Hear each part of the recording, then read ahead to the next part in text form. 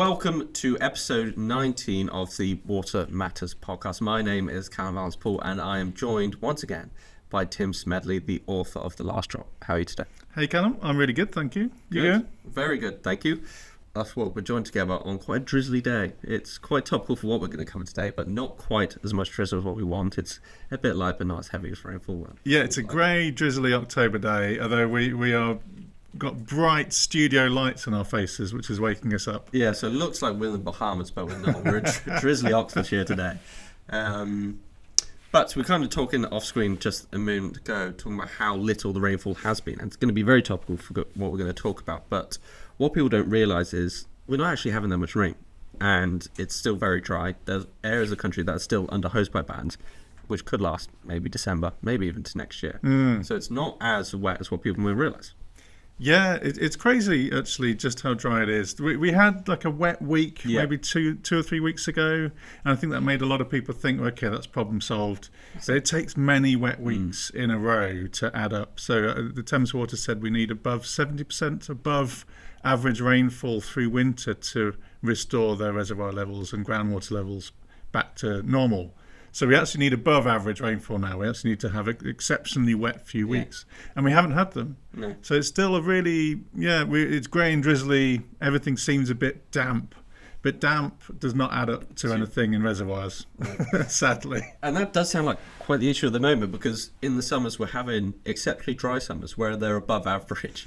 And now we're having to equal that out with above average rainfall. So we're kind of having to go to two extremes where it's incredibly dry, then incredibly wet, in order to counteract each other. Yeah, I never used to think of England or Britain as having a wet season and a dry season. That's kind of typically what we talk about with other countries, other continents. But no, we very much do have a wet and a dry season, and those are becoming, as you say, almost more extreme. So the dry seasons are drier, but we do need the wet seasons to then be wetter. It's still fairly early days in this kind of climate changed era to know whether those things are going to balance each other out in the long term. But yeah, it's a precarious situation. I kind of feel sorry for the water companies having to deal with it. And very much gets onto our topic today of perhaps they need a bit of help. You make a great point, because the issue with all these dry summers is that we don't have the water supply in order to really sustain life through it. And I guess the one way to do that is rainwater harvesting, which is a nice segue into what we'll be covering today. Nicely done. It's not my first time. And you've wrote an amazing article which is live on the Water Matters website for people to read, all about rainwater harvesting and how it's been used in the ancient world for centuries to really help sustain life in civilizations kind of past and present. And yet the workings and the systems that have been put in place have been mainly forgotten about, and now we're in a world where everything just, your water flows through the tap. We don't really think about how we're actually capturing water in order to better use it. And there's ancient civilizations that have done it really well. And there are also some incredible programs that are currently working now, presently, which also have an amazing impact. So in the article, you talked about why kind of Britain doesn't have that. Why do you think that truly is? Oh, it's a big question. And I should say, first of all, that Graph UK did not put me up to this to write a rainwater harvesting article. This is very much on me, because this has been one of my things since writing the book. Why don't we do rainwater harvesting more than we do? Maybe we should start with what is rainwater harvesting and what it isn't. So in a sense, all of our water system is rainwater harvesting. Yes. A reservoir is rainwater harvesting. A river fills up with rainwater, fills up the reservoir, becomes our water supply.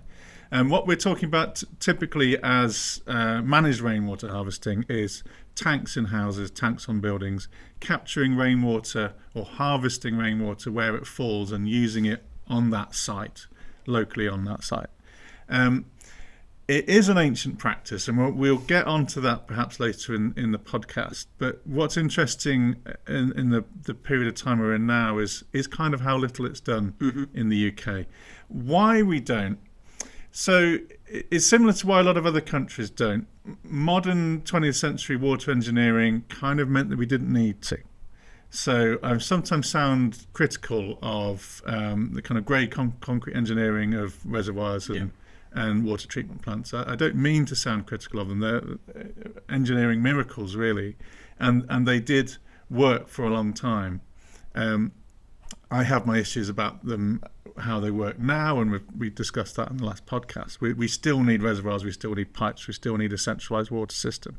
However, in a climate change world, they're not working in the way that they need to for a whole population. But they did work really well. So in mid-20th century, you didn't really need to collect rainwater. You got your water through the tap, turn the tap on, there's never anything to worry about. We actually peaked water use, per capita water use, around the early 70s. So we got more and more used to using as much water as we wanted, endlessly abundant water, also very cheap water. Again, another topic we could spend a whole podcast on, but we haven't ever really needed to pay the true cost of water in this country, and in several other countries too. So once you kind of have this huge legacy reservoir in place, once it's built, building it is the expensive thing. That's the issue we're stuck in now. Building new reservoirs is really pricey, but a few decades ago we kind of had enough reservoirs to meet the population's needs. That meant fairly cheap, abundant water. So I think more traditional rainwater harvesting practices fell out of use, fell by the wayside. I did some research on the Indian water sector for my book, and there's really interesting as well, because India is kind of, I was going to kind of call it the home of rainwater harvesting. Obviously, every large nation has a culture of rainwater harvesting, but India specifically. So the term water tank comes from the Hindi word tanka. Harvesting water in tanks, we kind of borrowed from India, or stole from India in the colonial era. There's so many interesting rainwater harvesting traditions and techniques around India. But the modern water miracle of irrigation canals and reservoirs through the 20th century kind of saw those fall by the wayside, because people literally saw deserts bloom through these irrigation canals, and city dwellers in particular expected pumped water. Once that happened, and once that happens to a country, to a society, I think the traditional ways, of traditional knowledge of rainwater harvesting starts to get lost. Because I can't remember the name of it, but there's psychological behaviour behind, and I can't quite remember the name for it, but it's basically when you're born and grow up, the way you experience life, you assume that's how life was before. So after, like you say, the 70s, where water was abundant, we've had generations of people growing up where water was just expected to come out the tap. Obviously, that is still the case, but what people don't realise is we are slowly running out of that supply. And you mentioned it on the last podcast, reservoirs haven't been built since the 70s. They've finally commissioned their latest one, which won't be built until 2030. So there's going to be a 60-year gap where no reservoirs are built. So we're not capturing more rainwater, but the demand for it is just absolutely skyrocketed with the population increasing. And I guess the potential issue is people have just grown up assuming water's just going to flow through their tap, when actually they've not thought about where it's being captured and how they could better use it. Yeah, it's called shifting baseline syndrome. That's it. You expect it to, what you've grown up with, you expect is the norm, and it should forever be that way. It has an interesting repercussion in environmental circles, in that we have these shocking figures of biodiversity loss, and 70% of bird species in decline since 1970. But you don't see that. You only see what you knew as a child. So we all have the baseline of when we were a child, and we think that's the norm, and we compare it to that. If you go back a generation, it looks very different. Go back a generation still, it looks very different again. So yeah, it very much has a part of the water story too. And speaking of kind of cultural impact and it being a norm in wide society, in your article you've highlighted how Australia has embraced rainwater tanks on a large scale, and for them it is very much a social norm. There are these generations of people that have grown up with having rainwater tanks in their home, and I think you mentioned there's about 1 in every 4 homes has a rainwater tank. So for that sort of society, it is very much culturally relevant, and people have grown up having rainwater harvesting tanks in their homes. Yeah, completely. And it kind of makes intuitive sense, right? We can picture Australia as a drier country, although we'll kind of get onto some of the stats on that. A newer country in terms of the white immigrant population that kind of colonized it. So they didn't perhaps have the existing infrastructure or legacy infrastructure we're talking about here. But yes, culturally, it's much more standardised. So 1 in 4 homes with a rainwater harvesting tank. I think it adds up to about 10% of household water supply. In some places, far more than that. And yeah, I found it provides an estimated 274 billion litres of water a year. It's kind of hard when the figures get that big to kind of put it into context, but I looked up the largest desalination plant in Australia. That produces 150 billion litres of water a year.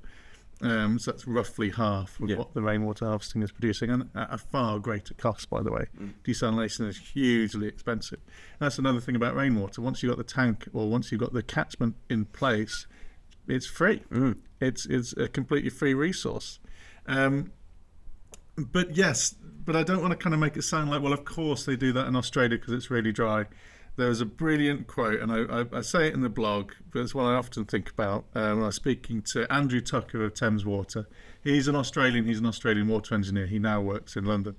But he gave me the question, which Australian state capital city gets more rain on average every year than London? And I was obviously surprised that any would. So I kind of guessed Sydney, and he actually said they all do. So all Australian state capital cities have an average rainfall greater than London.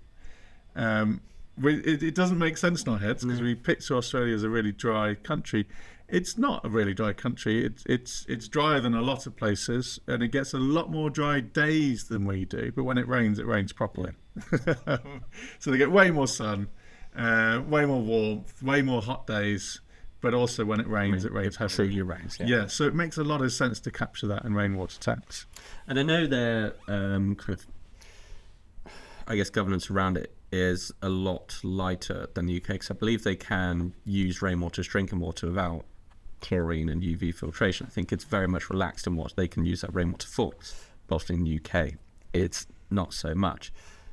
And that is potentially one of the reasons as to why in places like Australia is more culturally relevant, because they've got more uses for it and there's less barriers to entry with using that rainwater to its greatest peak.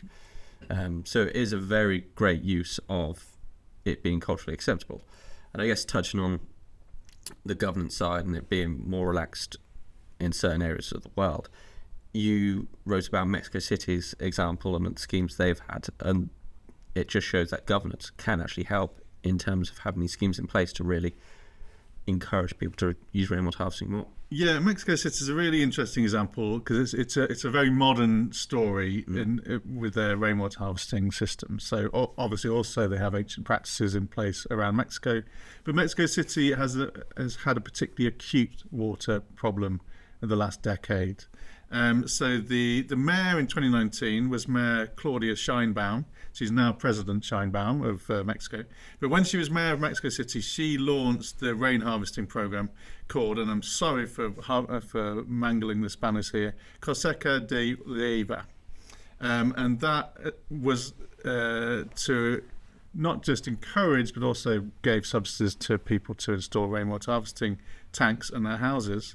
When I was writing the book, the stats were in 2 years they installed about 32,000 harvesting tanks. By 2024, I was checking these figures recently, that's gone up to 73,000 systems installed.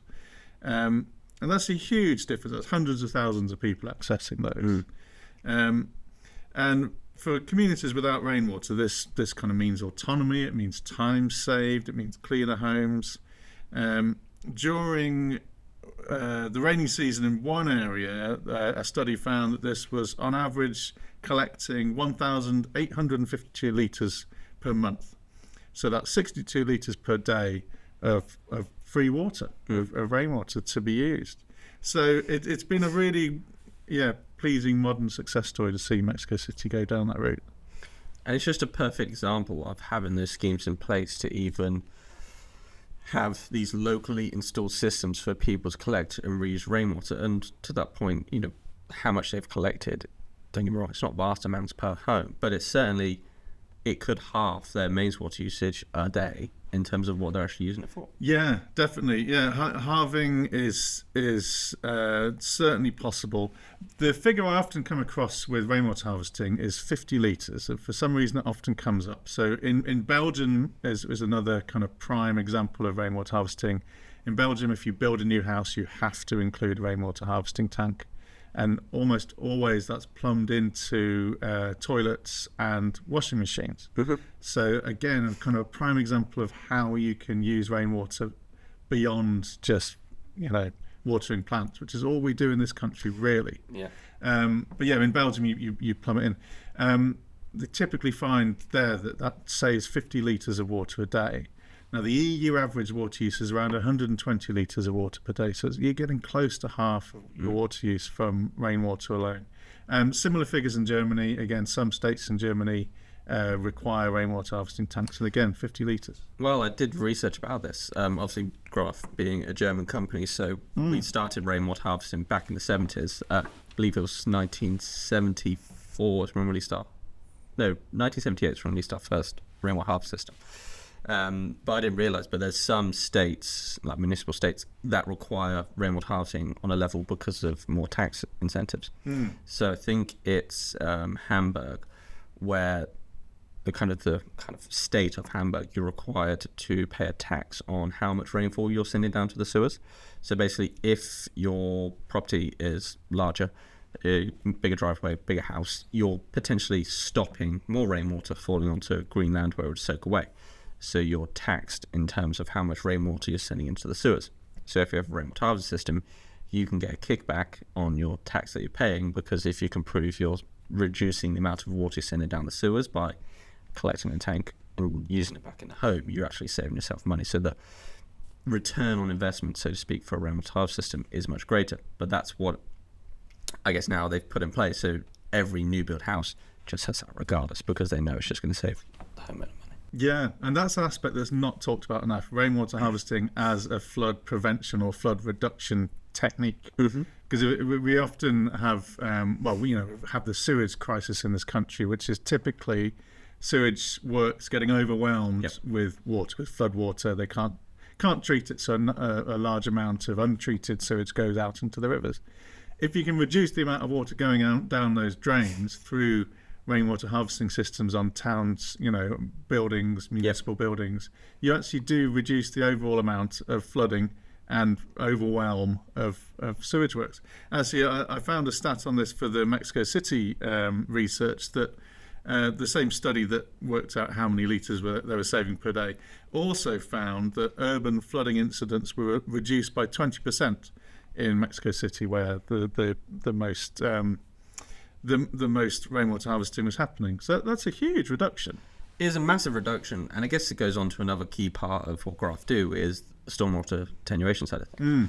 And that really kind of boomed after 2010, when I think it was the Flood Prevention Act to come in, and that was for every new build, not only just home, but any commercial building, there needed to be a flood prevention scheme in place, and that was typically a SUD system. But the issue being how much infrastructure was built in the UK before 2010. That's all well and good, we're doing it now, but there's so much commercial buildings, businesses, homes, schools, hospitals that are just pre-existing that haven't had those systems put in place. So one system that's really coming more to fruition now, it's very early stages, are these slow drain water butts.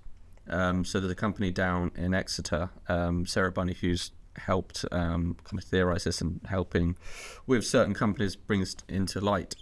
It's having to retrofit basically an attenuation tank to a home, but use it in the form of a water butt. So you connect a water butt to a downpipe, and at the halfway point you have this slow drain feature.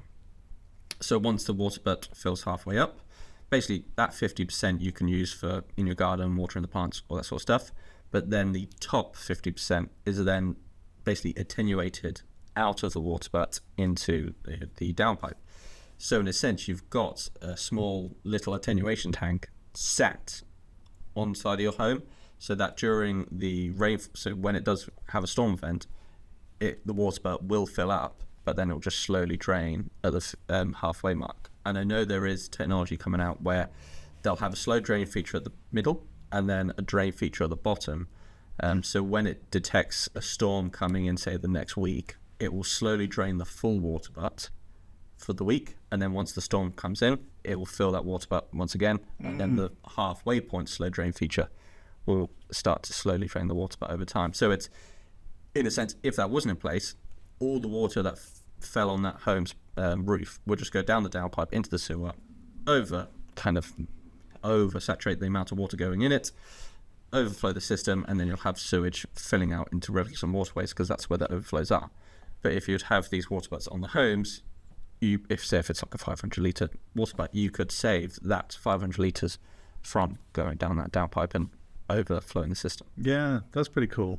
And I've come across smart systems, I think, again, trialled by Exeter University. This was on the Isles of Scilly.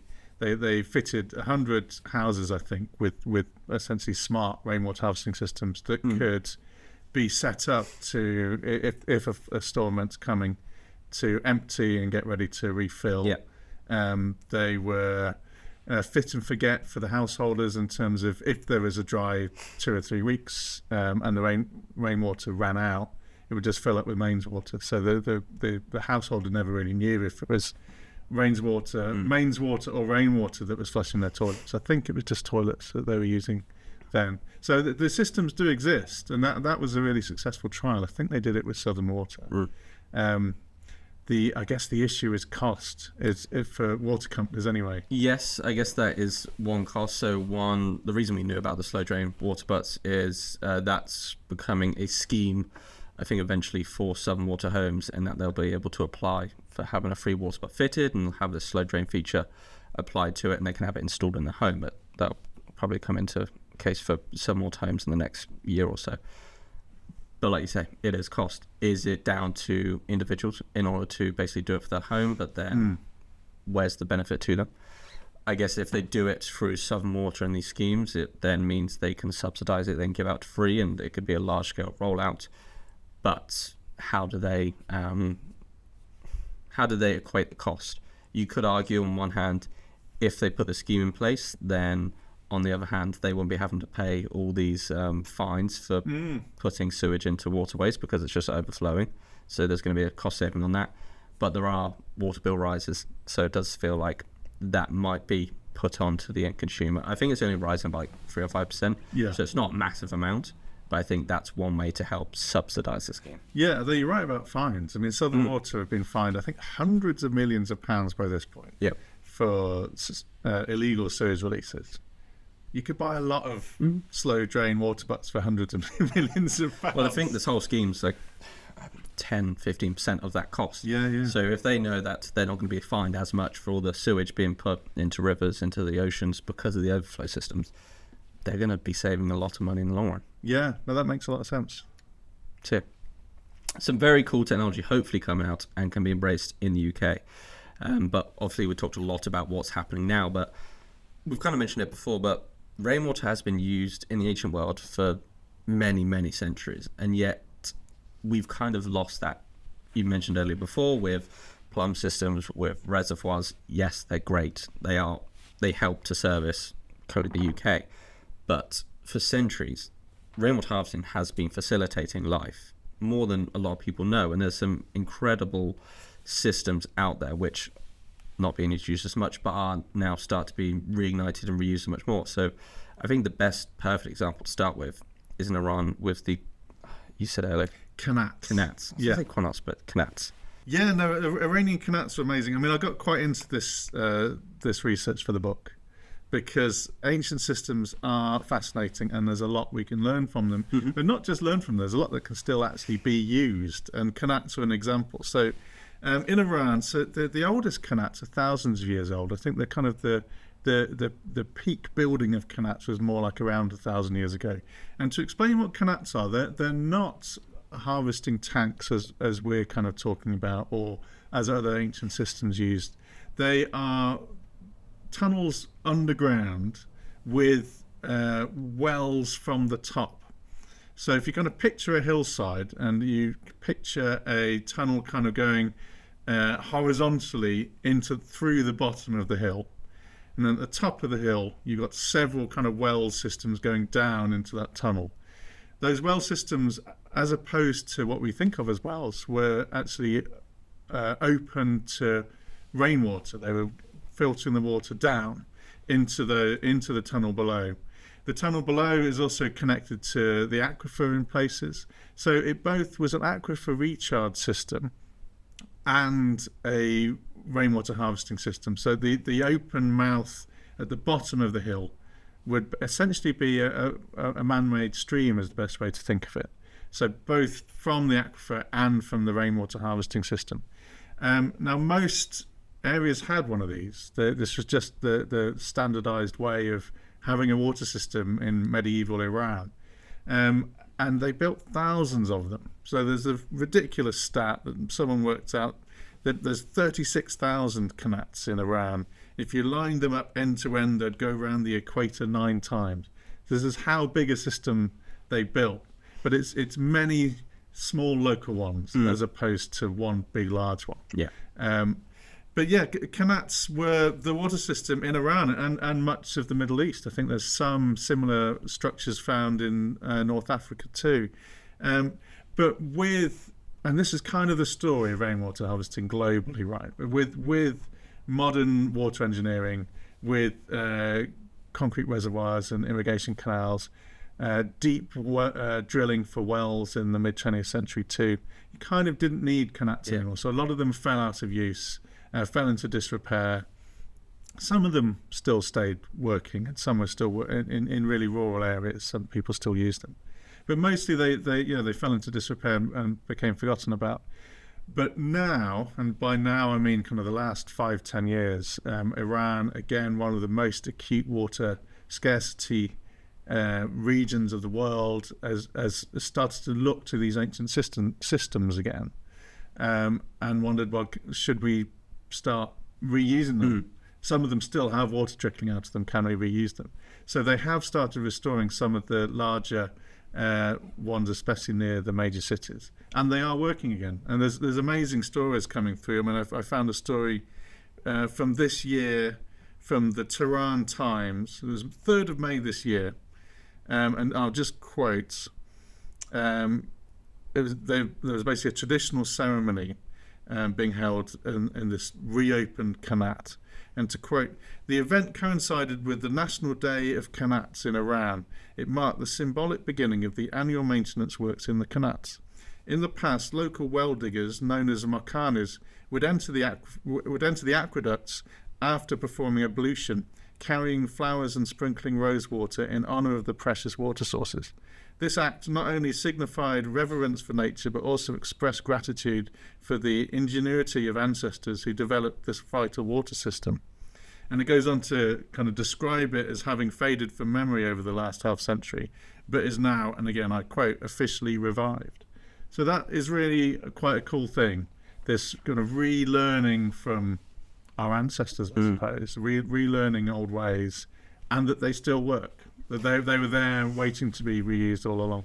And it kind of goes back to your original point of they're not mass systems used to really supply the whole country. They're small, localized, decentralized systems to service small pockets of communities. And that's where rainwater harvesting needs to be thought about. It needs to be small pockets, either on individual homes or in schools or on a cluster of homes or in a small little village, where rainwater harvesting can be used to service that area. So it does go back to, we've kind of done a massive 360 thinking about, we need to go back to the whole localized, decentralized systems to service small pockets. That was the story I came back to again and again, researching the book, in so many different parts of the world, that these decentralized, localized systems are the way to go. They are more climate resilient. It's about capturing the rain when it falls in these bursts followed by drought. Again, this yo-yoing I always talk about between flood and drought, which is happening with climate change. You need many small, decentralized, preferably nature-based systems to capture that water as opposed to one huge centralized system. The most interesting example I came across of that was Ghana in West Africa. I wanted to go to Ghana because it has the world's biggest reservoir by surface volume, but yet, and it's a relatively small country, but yet it has a water scarcity issue. How can that be? The reservoir isn't running out. This is not like a Lake Mead, Hoover Dam story where the water's just dropping fatally. Lake Akosombo in Ghana is full, and it's a massive lake. I managed to just about make it out on a day trip and to see it. It was extraordinary. But the issue is getting it to people. So you've got this one huge centralized reservoir. You then need multiple huge pipes covering hundreds of kilometers to get to the populated areas. But the populated areas are populating faster than they can keep up with building new pipes, way faster. So I actually met someone from the National Water Agency who was experimenting with building many small water treatment plants around the cities. So completely changing this idea that we need one big centralized reservoir. Actually, he was saying, no, what we need now is many small decentralized sites. And again, rainwater harvesting tanks had kind of almost like a side story to that. And I went to visit a guy who lived in like a suburb of Accra, and he had a huge rainwater harvesting tank. He said it provided him with everything he needed, but not many other people had them. And I said, well, why is that? If this provides you with everything you need, and he said because it's not seen as modern, because people want either the municipal water supply, because that's the ultimate kind of status symbol. If you've managed to pay, and it was very expensive to get your house connected to the municipal water supply, but that was kind of the number one thing. But what most people did was they had a huge tank like he did, but it would be filled up by water tankers that would come around and fill them up, again, at an expense. Yeah. But typically with water that wasn't as clean as what he was collecting from his roof. So it was a really interesting example of, a kind of a time, a place in this kind of crossroads of how are they going to go with their water system. There's various ways they could. This decentralized rainwater harvesting seemed like the most obvious way and was proven to work, but it wasn't seen as culturally acceptable. Yeah, and I think it's a good point. That's kind of where you kind of got to with the article, and certainly a lot of the work in the book is these kind of localized, decentralized systems need to be more normal. And I was kind of telling you off camera, I went away, this was a couple of years ago now, to Crete, and I would like to just make a disclaimer right now. I do not go on holiday to look at rainwater harvesting systems because I've worked in the industry for the last 10 years. That is literally not the case. This is a pure coincidence. But we went on one of these day excursions out, and it was to this island of Spinalonga, it's called. We didn't know what it was going to be like. It was just a day excursion when I did it. And then we found out on the trip it was this old Venetian fortress. Then the Ottomans took over. But it eventually became a leper colony. It was one of the last leper colonies in Europe. When it was going around in the early 1900s, it was typically Cretan population, but then people from mainland Greece were, if you had leprosy, you were just sent to this island. And luckily, it's no longer a thing. And it was 1957, it closed as a leper colony because modern medicine caught up. But what I found on the trip is you can kind of see the building of different parts of the fortress. So you can see where the Venetians built it. You can see where some of the Ottomans built. And then you can see some of the kind of the housing, the more leprosy colony built. And during this guided tour, there was these massive brick formations. And the guy goes to us, "Oh, what do you think those are?" Obviously, I didn't know because it was just massive bricks thing in the ground. I was like, I don't know. But he said they're rainwater systems. And at that point, I stopped to listen more. My fiance was my girlfriend at the time. She couldn't care less. She carried on walking on with the rest of the group. But I was really excited about these rainwater systems. And she was very upset that I wanted to talk about work on holiday. But I then got talking to the guy about it. And he was saying that basically in the autumn and winter, the rainwater be collected on the roof of the properties in the fortress, and they will all be channeled into these massive cisterns that I think the Ottomans built. So they kind of then channeled the water into these tanks. and that would basically supply the water for the whole year. So it would small-scale agriculture for the leprosy colony in the end.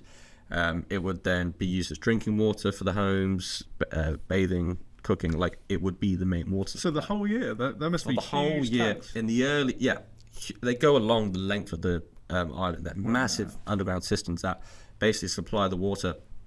And because it's an island, there's no other fresh water. It's not like they could put, I guess, in the case of now kind of modern civilizations, there was no, desalination plant in order to give it clean drinking water for everyone. It was this massive rainwater harvest system. There was 2 of them that supplied it for pretty much the whole year. It wasn't until, quite sadly, with the colony that was then kind of established on the island with leprosy, if you had leprosy in Greece, you were sent to this island, so it became very overcrowded very quick, and they unfortunately lived in very poor conditions. And so eventually they would have to have fresh water supplied by boat from the mainland of Crete. But for years and years, this whole system that they developed back in the Ottoman times would feed this colony. And it just goes back to thinking about how these decentralized systems can be used. They don't have to be full rainwater harvest systems. They can be, as in the case of the qanats, like just underground tanks, channeled rainwater, and people can, decide how they're going to use it best. But it was just a very simple system, and it was able to sustain this colony for years and years. Yeah, that's super cool. And I would not be averse to going on holiday to see rainwater harvesting. It's a very good day trip. We did go to a private beach afterwards, which nothing to do with rainwater harvesting, but it was a very nice day. One of my favourite holidays. Definitely not to do with the rainwater harvesting system that we saw. Well, definitely high up on my wanting to see list is there's a 6th century Byzantine cistern in Istanbul, which I think is one of the first pictures I saw when I was researching the book, actually, and made me think, wow, that's a really cool thing. I want to see it, but also this shows how ancient this practice is. So the Byzantines, just after the Roman Empire, it was built in around 400 or 500 AD, I think. It's called the Basilica Cistern, and it's basically an underground cathedral, middle of Istanbul, Constantinople as was. It stores 800 million litres of water. It's got 336 columns, kind of keeping it, keeping the shape of the cistern underground. It's known as the Sunken Palace, and it looks really beautiful, but it was there to not just store water for the people, but also it was a time where sieges of the city would happen, so you had this huge water supply. It's also, I hadn't realised until recently, but it's quite a cool example of like a recycled materials. So of those 300 columns, a lot of them were repurposed from other Roman and ancient Greek temples from around the Byzantine Empire. They just kind of brought them in. So apparently to see it together was quite a sight. I did also get to go to Petra in Jordan for the book, and again, completely reliant on rainwater harvesting around 2,000 years ago. And one thing I didn't realise until I went, so you kind of follow these really narrow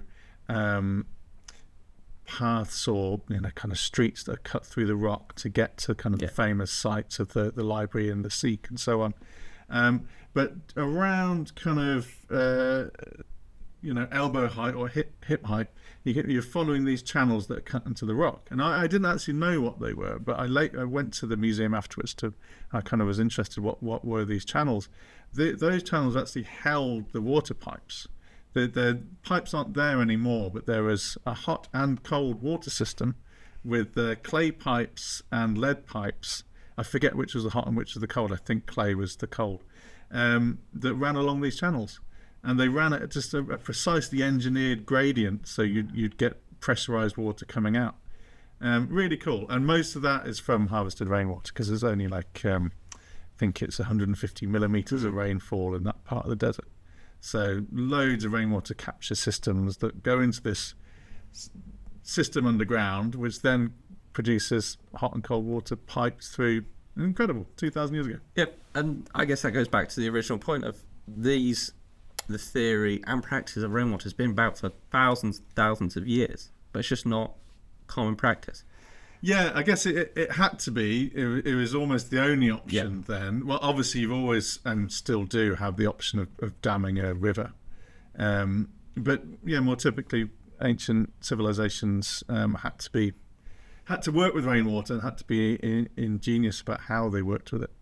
And I guess kind of the point we're coming to is over kind of years gone by, we've gotten used to having municipal water kind of plumbed in and, having you open the tap and it all comes through. But we're kind of having to not merge the two systems, but have the two systems work in tandem.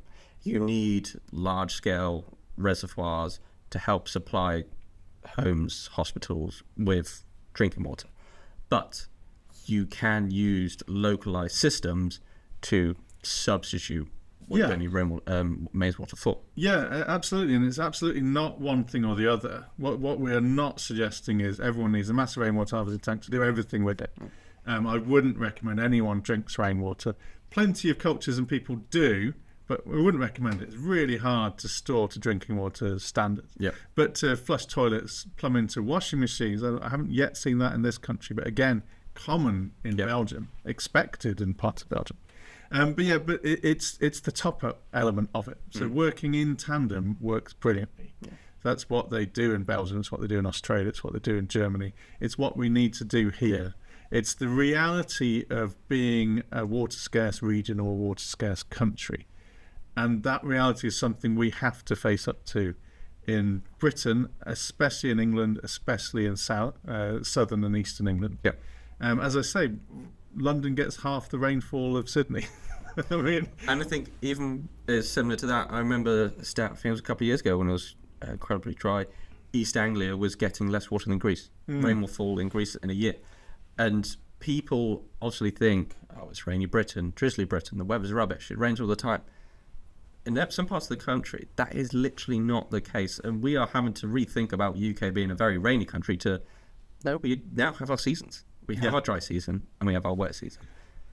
And we need to make the most of it, pretty much. Completely. And we need better systems to do it. Yeah. So I make the point in the article that kind of rainwater harvesting is now just reduced really to water butts in gardens in this country. That's all we do. I'm sure there's some people listening to this that do more. Yeah. I know you install much larger tanks for some people that are really into it.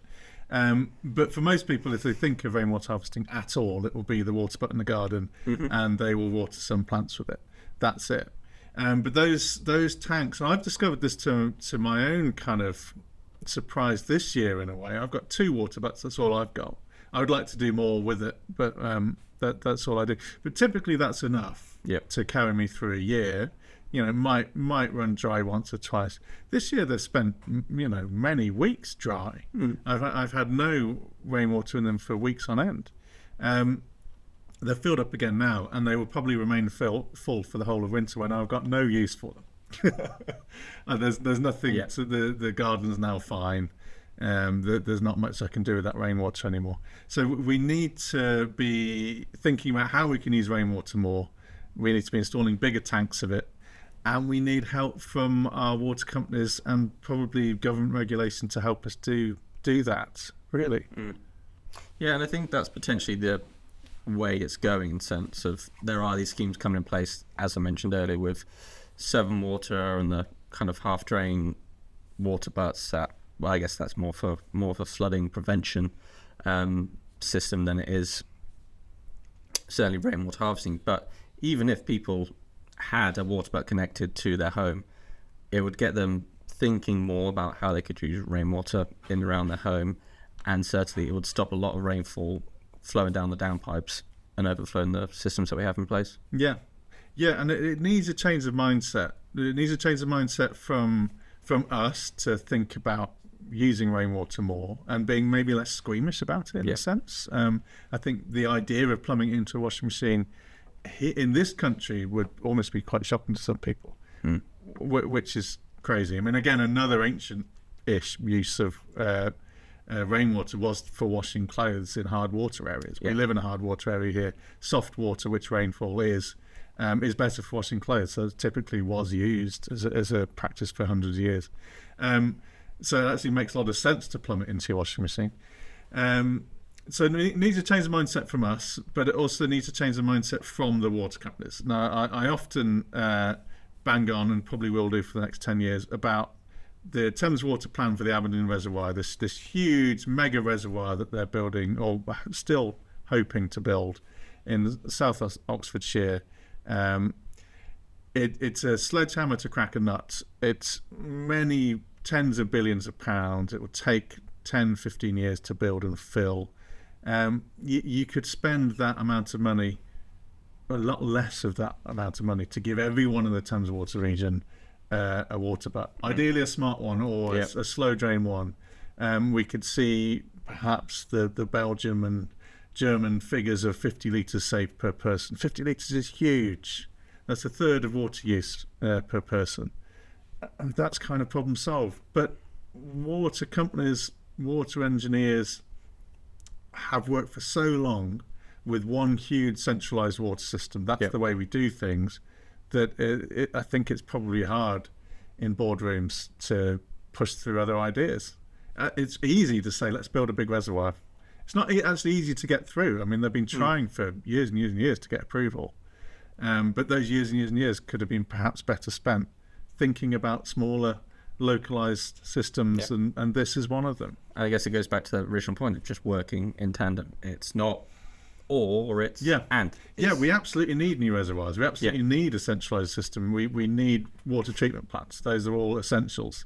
But it's about making it easier for that system. That system is creaking at the seams. It's no longer working for the modern population that we have.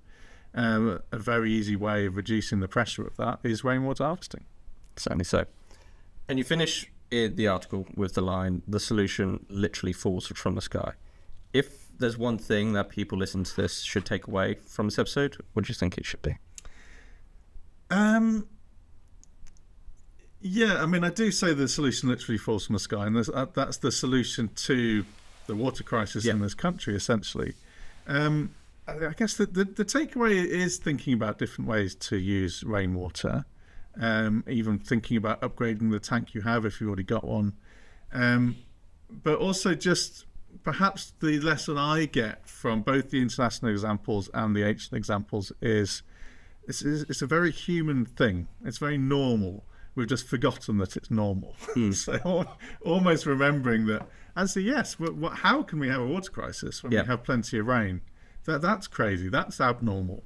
So we have become over-reliant on a big centralised system that leads us into drought and hosepipe bans and water scarcity when we shouldn't need to.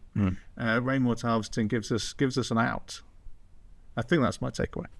Brilliant. And it should be everyone's takeaway from this episode. Tim, thank you for joining us this morning. You've been great as always. And if people did want to read your article, they can go on to watermatters.life to read it in full.